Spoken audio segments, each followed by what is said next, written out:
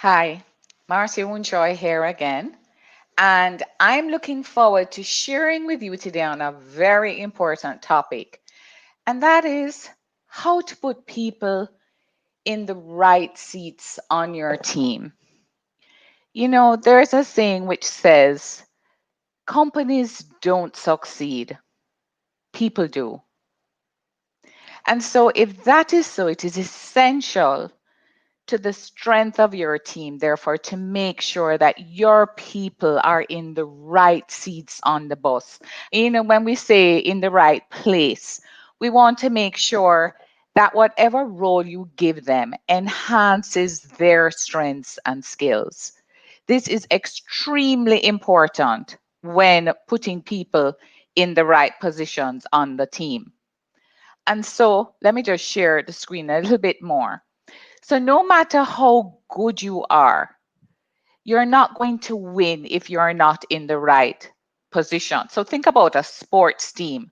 When you look at, for example, our football team going to World Cup, if the person with the right skills is not in the right position, you're not going to put somebody to goalkeep if the skills that they have are not good for goalkeeping. You're going to fail.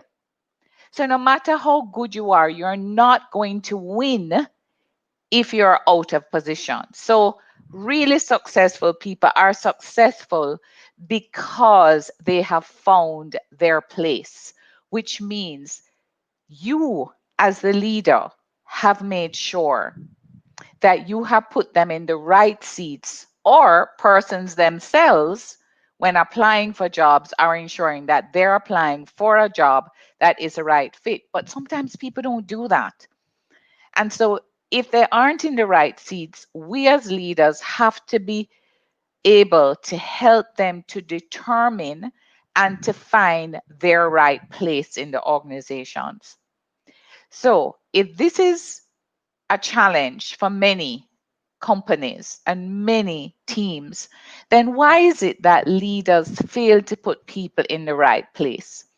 And a lot of times it's because the leader fails to match what we call the 3 R's. Now, as you know, I'm a John Maxwell leadership coach. So a lot of what I'm sharing with you today, I'm going to tell you, comes from his book, The 17 Essential Qualities of a Team Player. The 17, indisputable laws of teamwork. I'm mixing up my books. So it's from the 17 indisputable laws of teamwork. And so it's very important that as leaders, we match the 3 R's with an employee's passion and giftedness. And that's why when you are actually doing your interviewing, a lot of time we spend a lot of time in the interview on the resume. The resume is about the skills, experience, training, that's so. But you also want in an interview to get to the heart of the person, to the passion, to what they love to do, what they have excelled at in the past. And we want to get that so that we ensure that we match that employee's giftedness and passion with what is required in the job. So if it is sales and they're not passionate about going out to meet with people, sometimes I ask in an interview, what's one thing that you don't really like doing?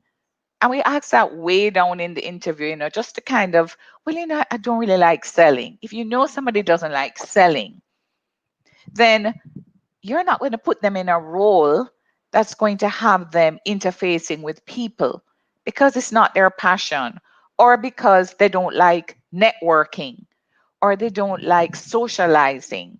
Then you don't want to put them in a role that's not going to play to their giftedness. So it's what is required in the job. We want to match with their passion and giftedness. What provides the greatest return in terms, and then what's the greatest reward for them. So we need to make sure that we match all three: what's required, what provides the greatest return, and what is the greatest reward out of doing this job, and what's the greatest return that they will get from doing this job. The other reason is that sometimes leaders fail to move people when the job or the person is changing. So I have seen where jobs have moved and the skill set required in the job or even the use of technology has changed and the person is not changing. I've seen this where persons who have worked for years and are used to doing things manually, when technology came in, they could not embrace it.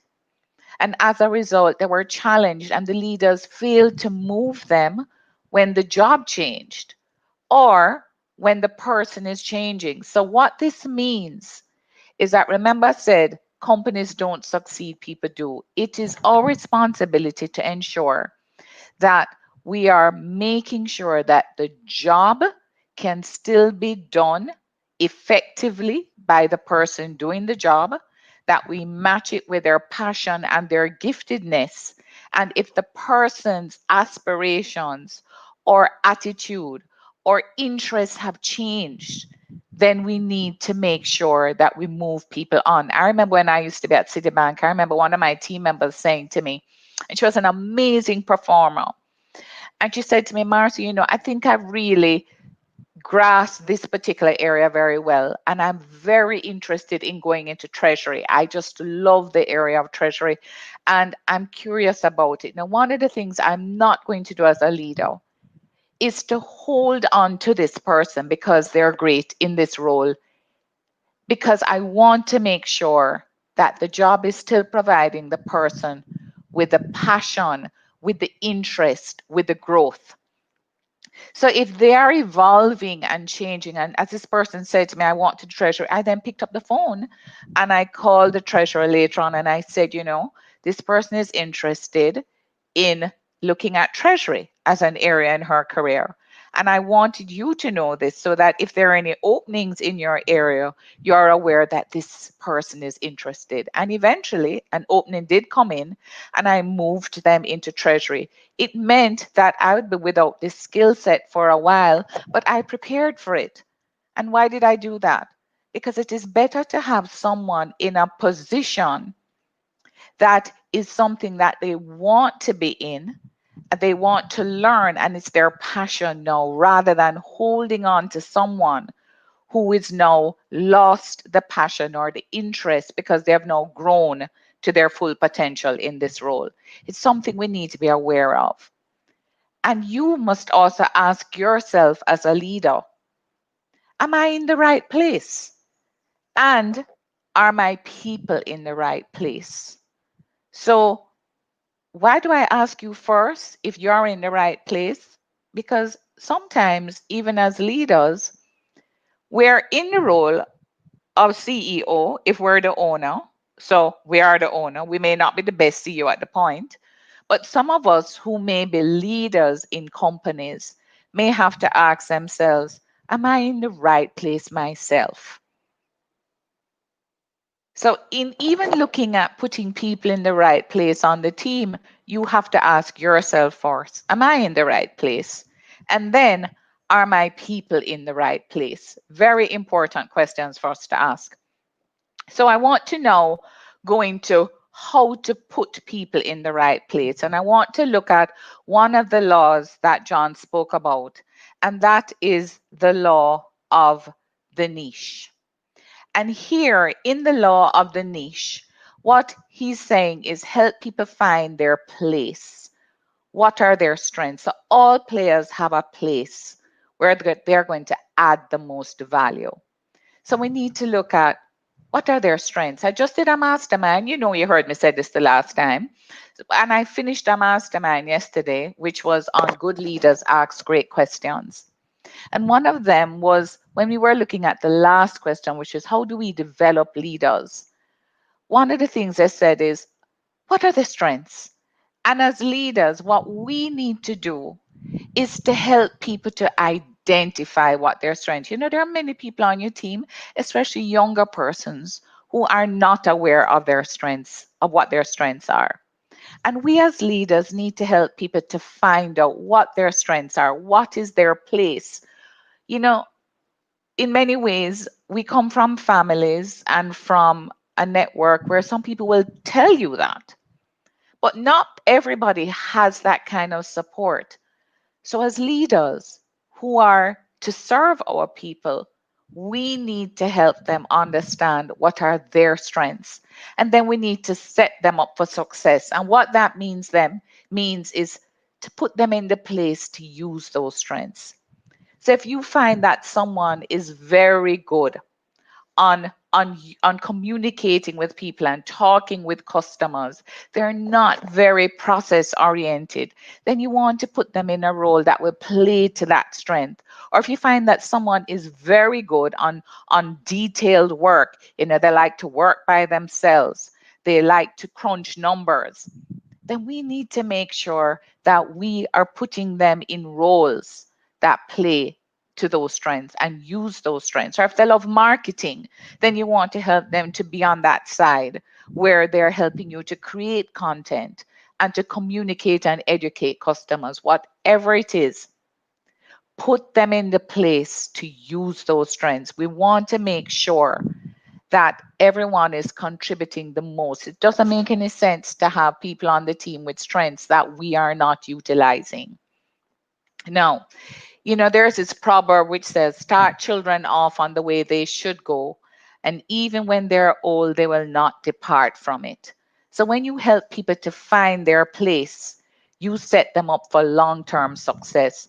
I'm going to tell you, many years ago, when I was a young girl, people used to say to me that, Marcia, you're going to be a teacher one day. And I'm going like, me? There is no way that I am going to teach anybody. I'm not going to go into a classroom and I'm not going to become a teacher. Well, I went through many stages in my life until I recognized finally in becoming a coach that I went through airline management. I went through being a banker. I don't know if you know, as a marine zoologist as well.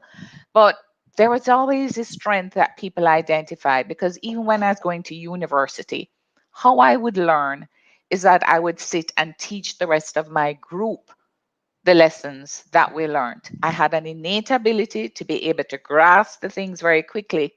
And how I cemented it was by teaching others. So here I am in this role now, and this is what I do. And I've been doing this for 10 years. I'm a coach and I'm a trainer and a presenter. So when you help people to find their place, you set them up for long-term success. And I found my place because of persons who said to me over my life, this is a skill that you have. This is something that they have seen, and this is the path that you should go into. So all players have a place where they add the most value. And as leaders, we need to help them to find that place. The other thing I want to look at now is the law of the chain. Remember, I said a chain is as strong as its weakest link. The strength of the team is impacted by its weakest link. And I really want us to get clear on that. As leaders, when we know that someone on the team is not performing at the level that they should, it is holding back the rest of the team. And so a weak link is a placement problem and not a gift problem. Remember, the person is gifted in certain ways. So the problem really is that the leader who is observing the team, who sees each player, is not ensuring that they're placing the people in the right position. So it's not a gift problem. It is a matter of, are you as the leader making sure that I have the right player in the right seat? Because if you don't, then that link is weak and it compromises the rest of the team. So the questions that you need to ask about that weak link are they really weak because they're new? So sometimes if somebody is new in a role, it's going to take time for them to get up to speed. So if you know that this person is a weak link, you have to ask yourself a series of these questions. The first one is, are they weak because they're new? And if they're new, then give them some time and support to allow them to grow into the position.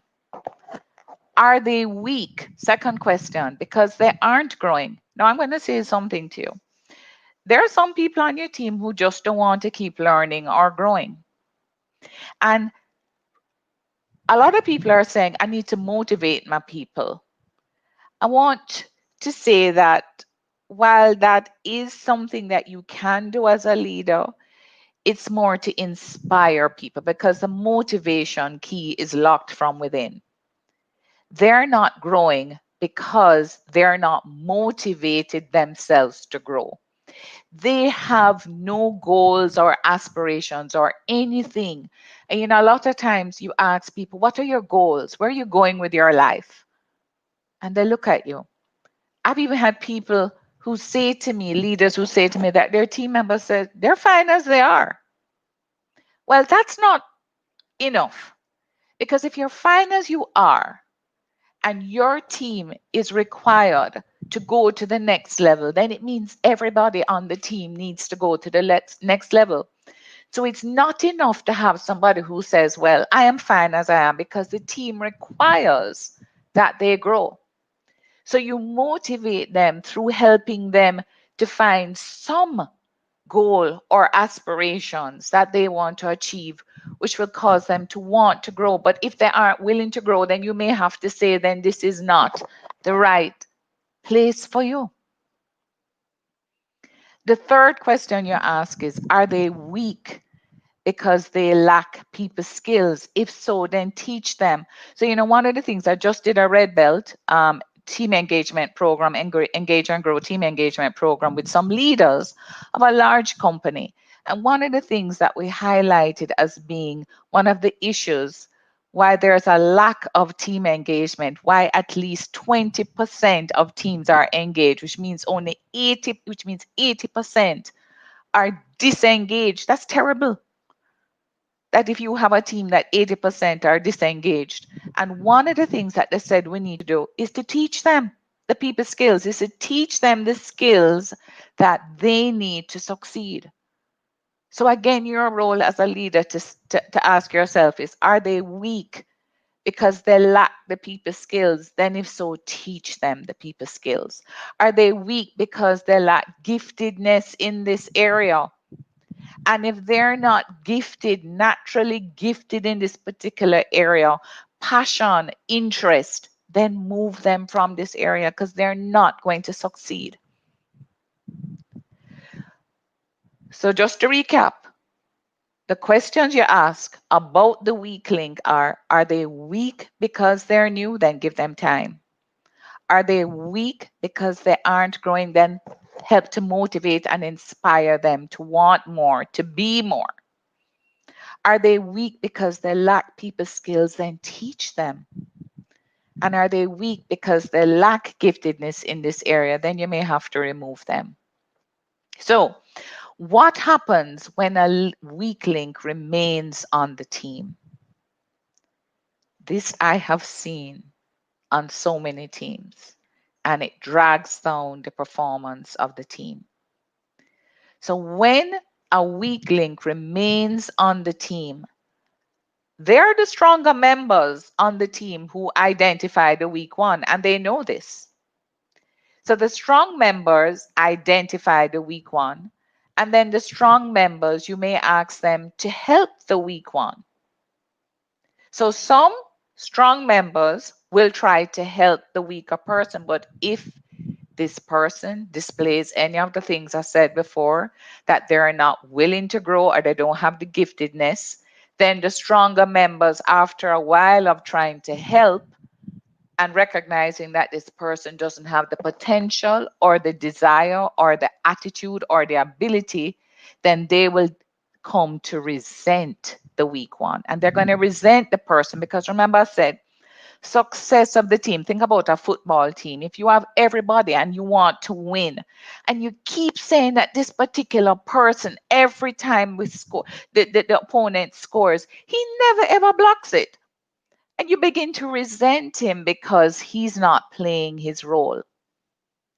Then what will start to happen is that the stronger members become less effective because they don't have somebody that they can pass the ball to. with and trust, then they become less effective themselves. But the worst part of this all, I'm going to tell you, is that the stronger and more engaged team members then turn to you and they question your ability or courage to lead, your ability to be the leader of the group, and your courage to make the hard choices to move this person from the team. So you undermine your own leadership and you start to lose the respect of your people. So if you don't deal with that weaker person ASAP or today, then the people on the team will have to deal with that person every day. And waiting and waiting and waiting because you are just not willing to either have the difficult discussion. It's going to be too much problems to go and find somebody else. Lord, what you end up doing, folks, is you overburden the stronger members of the team and they resent you, not only the team member who is weak, they resent you. So waiting to remove that weak link overall weakens the team. And so I want you to understand that when you're the leader of a team, you have to make sure that all the players are in the right position, they have the skill sets, and that everybody can work together and they're in the right roles that matches their giftedness and their passion. And if not, you undermine your leadership because people know that this person is not in the right role. They know that they are not performing. They know what is happening, but just lack the courage or the interest to even do anything about it. And so eventually they'll leave you. So it's very important that we understand this. And when you have a team that's really engaged, many of them as well will say to the weaker person that you have to step up to the plate, as I said, and hold them accountable. But after a while, that will not be enough. You, as a leader, have to make that decision because your team members cannot move people. The other one, and the other question the other thing now is that, in addition, questions to ask when you're building a team. And so the question to ask yourself is, oh, actually, I want to go back to this one because there are some more questions I want to have you ask. So are they weak because they lack the giftedness in this area? Move them. So I want to come back down to if you don't deal with a weaker person today, the people on the team will have to deal with that person every day. And I really want to reinforce that point because, and I said, let me go back to it, because it is the thing that I see leaders not making a decision on. And I know I've made that mistake myself. I know that the people that I have are just not going to make the grade. They don't have the ability or the interest. And I didn't have the difficult discussions and I waited. One of the things we have to recognize as leaders is that it's our responsibility to make sure that everybody on the team is in the right seat so that the team itself can perform. And we therefore must have the difficult discussions, even if it means that you're going to be uncomfortable, if it means that the people that you have the difficult discussion are not going to like you, are going to say things about you. You know, leadership, let me tell you something. In leadership, if you want everybody to be happy, then go and sell ice cream. Everybody will not be happy. And so we just have to recognize that. All right. So the other thing I want to look at is great teams have great depth, and that is what we call the law of the bench. So Maxwell speaks about this in the law of the bench. And what he says is that when we're building a team, we need to ask ourselves a couple questions. And the first one is, when you're building a team, You're going to be asking yourself as a part of the recruitment process, who is joining the team? Now, I want to say whenever you are looking for a partner to marry or someone to date or whatever, or spouse, um, you are going to start off with what's the ideal person? Who is it ideally that I'd like to date or to have as a spouse or to be a partner in my life? And you have a picture of what they should look like. You have some idea of what characteristics and attributes they should have. So you start off with that first. And that's a very important part of recruitment. So when building a team, the first question about recruitment is who is joining the team. We need to be very, we need to be absolutely intentional about who joins your team. Because, as we said, if the wrong person is on the team, it weakens the effectiveness. So there's this saying which says hire slowly, fire fast. Zappos.com in Las Vegas, known as a culture company, one of the things that they do is they spend a long time hiring, meaning they go through at least 5 different interviews. They talk to different people. They have you come in at different times, speak with different groups of people in different settings. Why? They want to know who you are, not so much your skill sets. Who are you? What are your values? Are you the right fit? And Zappos.com, one of the things that they do is if they hire you after all of that and they recognize in the probation period that you're not the right fit, they pay you 3,000 US dollars to leave and go and find another job. It is that important to them to make sure that the person who is joining the team is the right fit. So the first question is recruitment. Who is joining the team? The second question when building a team is training. And that is, are you developing the team? Lots of people are saying, well, I don't want to spend any money on training, because it's just a waste of my money. The thing is, if you don't train them, then they will stay. And that's worse if they're not the right people. So understand this. It is rare in this new world that anybody who joins your team is going to stay with you forever. So what you have to do is for the time that they're with you, make it a mutually beneficial relationship and help them and equip them to give the best that they can in the role that they're in for the while that they are, and make it such that they will want to stay. But don't starve the training and developing of the team because you're only holding back your team and your company. So training when building a team, are you developing the team? And then the third question to ask is losses. Who is leaving the team?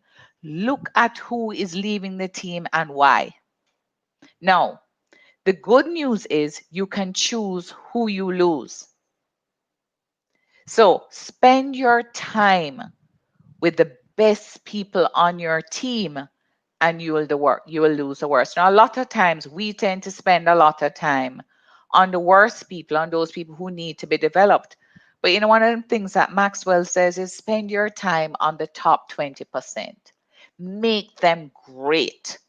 What will happen is that when the others see these people that you're spending on time growing and performing, they have a choice.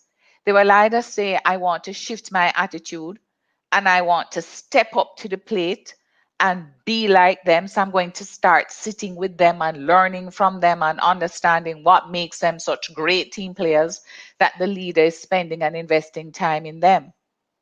So spend your time with the best people on your team and you'll automatically lose the worst because they'll begin to recognize that they're not performing, they can't perform at this level, and they give up. Spend your time with the worst people on your team and you'll lose the best because you are not developing or spending time on helping the top performers to even get better. They're the ones that are churning out the results. So don't spend your time with the worst people on your team. You can give them some time, help them with training and development, but the most important thing is also to make sure that you have them in the right seats on the bus. And then if they're in the right seats on the bus, then help them to be the best that they can be. So a strong bench, and what that means is when you have a team with a lot of depth, skills, training, then it gives you as the leader way more options in order to be successful and in order to have your team perform well. And I want you to understand something. Everybody on your team has worth. God created each of us to have gifts to help us to succeed. And what we need to do is to help to transition someone out of a role that they're not in. And that is, we need to help them to identify what are their strengths. Sit with them. John Maxwell always says, see people not as they are, but as they could be. In the role they're in, they're maybe not doing well. And that's because you don't have them in the right role, and it's frustrating them and it's making them feel worse about themselves. See them as they could be. Help them to recognize that maybe this is not the right thing, but maybe this would be a better position for you. And that's where you can sometimes hear in companies, they're doing a restructuring of the team. And what the leaders are doing at that time is looking at, do I have the right people in the right seats for this time? For this time. When we first went into this pandemic, one of the things that we started to do was look at the things that you needed to immediately do during this period. And one of them we said was repurpose your people. Because there are some roles that could no longer be performed because of what the pandemic has created, the environment. So we said repurpose your people, and that meant looking at your people and saying, what are some of their strengths? And maybe we could have them in a different role. Or maybe because the pandemic has caused us to have to create new roles, use of more technology, people having to do more interactive work here and using more technology instead, and it's not on the road anymore. How can I repurpose those skills somewhere else? In the end, folks, we have to see ourselves as being as leaders that, as I said before, I want to start back with this, and it is that good companies don't succeed, people do. And if you keep remembering that statement, it's such a powerful statement, because if we remember that it is the people in the organization that succeeds and not the walls and not the systems or the processes, then what we need to do then is to focus on how we can help our people to be the best that they can be. And that means putting them in the right seats, from recruiting to training to inspiring them, to helping them to have a path for the growth and development, in this environment especially. And you're hearing a lot about it right now, that we as leaders have to be able to help the people in our companies know what's the best path for them. Many times we will have a mentor or someone who will say to you, this is the direction you should go in. That's why we say that as leaders, you should have one-on-one team meetings with your team members. It's amazing to me that so many companies and so many leaders do not have one-to-one meetings with some of their direct reports or with any of their direct reports. And they use the performance appraisal process, which happens once a year in some companies, as a time when they sit with the team member. You should have weekly meetings with your team members, because part of that role is to help the person to identify the weak areas, the areas that they are not doing well in, and to help you to also help them to play to their strengths so that you can set them up to succeed, not putting them in positions which you know they'll not be able to perform in. And so it's so important that we get to know our team members, what their passions are, what their strengths are.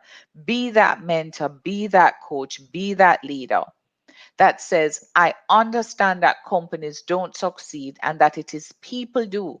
And therefore, how can I help my people, the greatest asset, to be in the right role, in the right position so that they can succeed.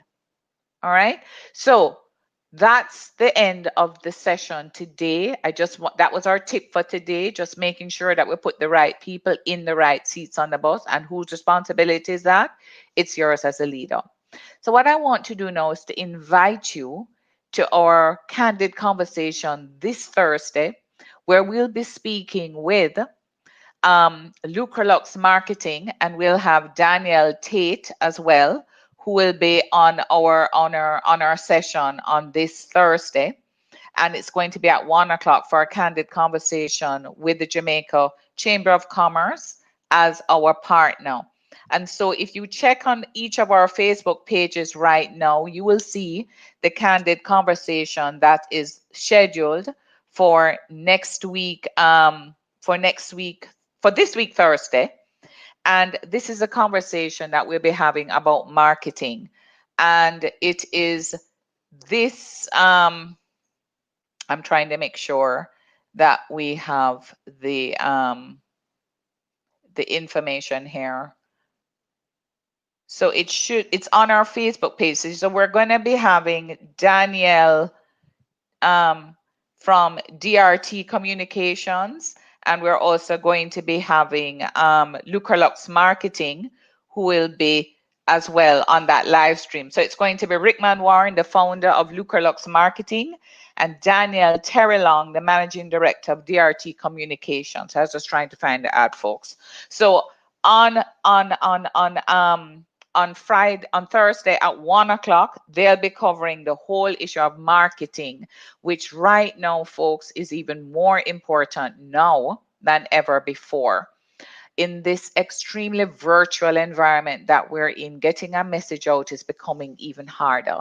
So these two experts, one in marketing and one in PR and communication, will be there together, both of them, to talk to you about how you can get better in this particular area. So tune in back here again, 1 o'clock on Thursday for our live stream with both of these marketing and communication giants in Jamaica. All right. So thank you guys. I don't see any questions or anything for me. Remember, when we're doing these sessions, you are free to post questions at any time and ask me. So if you have any questions while I'm speaking, you can always post them and I'll respond to them. But I'm not seeing any right now. So I'm going to end our broadcast. And so tune in again this Thursday at 1 o'clock for our candid conversation, where Coach Arlene and Ian Nita from the Jamaica Chamber of Commerce will be interviewing our guests. So have a wonderful day and stay safe and healthy. Take care.